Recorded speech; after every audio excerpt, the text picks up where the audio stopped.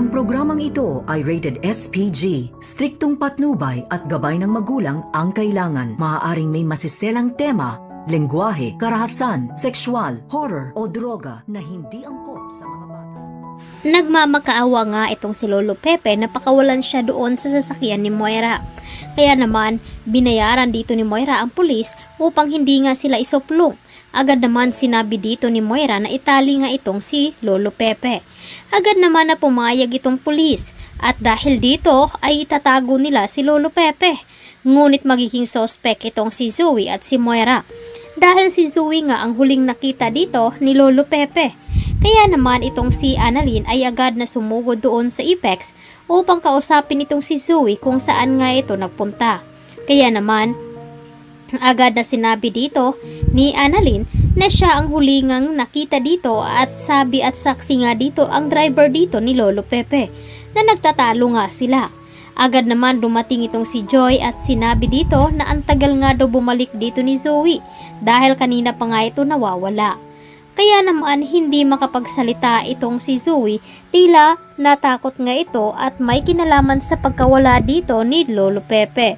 Samantalang, tinawagan naman dito ni Annalyn itong si Giselle upang ipaalam dito na nawawala nga itong si Lolo Pepe. At agad naman ipapahanap dito ni Giselle at ni Obeng ang kanilang ama dahil nga hindi pa ito nagpapakita. Ngunit magiging suspect nga itong si Zoe at si Moira dahil pumunta nga itong si Lolo Pepe doon sa hotel kung saan ay kikitain nga niya doon si Moira. Kaya naman dumating doon si Baladja ay agad naman ipinasilip ang CCTV footage na noon nga ay wala dapat na makakakita. Ngunit napansin nga dito ni Annalyn na nandoon nga itong si Baladja at nakilala rin siya dito ni Regan. Posible nga ba maituturo ito na nakipagsabuatan nga ito kay Moira?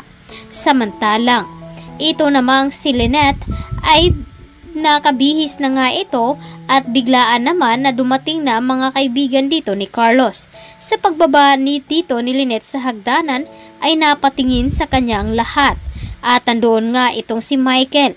Kaya labis ang galit at pagsiselos dito ni Carlos dahil masyado na nga sexy ang suot dito ni Lynette at nakikita labas balikat na nga daw ito.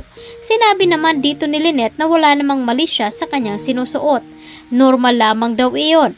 Ngunit hindi nga nagustuhan dito ni Carlos. Agad na nagpakita ng masamang ugali itong si Carlos sa kasagsagan ng dinner nga ng mga kaibigan nito.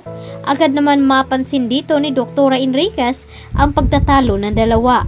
Kaya naman dito na nila mapapansin na may ugali nga talaga itong si Carlos Pinetes at tama nga itong si Annalyn na dapat ay hindi na lamang nagpakasal itong si Lynette dito kay Carlos. Ngunit huli na nga dahil kasal na silang dalawa. Nagalit din itong si Carlos dahil hindi daw nagpaalam itong si Lynette na pinapunta niya doon itong si Dr. Enriquez. At nakakahiya daw kasi dahil isa nga itong doktor at bisita nila at pinatulong pa niya ito sa pagluluto. Kaya naman nag-usap sila at sinabi niya na wala naman siyang intensyon at kaibigan naman nila parehas itong si Dr. Enriquez. Ngunit sinabi dito ni Carlos na ipapaalam nga daw sa kanya kung sino nga ang papupuntahin sa kanilang bahay. Kaya naman ipinagtataka na dito ni Lynette ang pag-uugali dito ni Carlos. Hindi niya akalain na ganito pala kasensitive ang kanyang asawa. Samantalang, ito namang si Regan at Annalyn ay sinabi nga dito na pupunta sila ng Apex upang magpaimbestiga sa pagkawala dito ni Lolo Pepe dahil hindi nga ito natuloy sa pagpuntang US.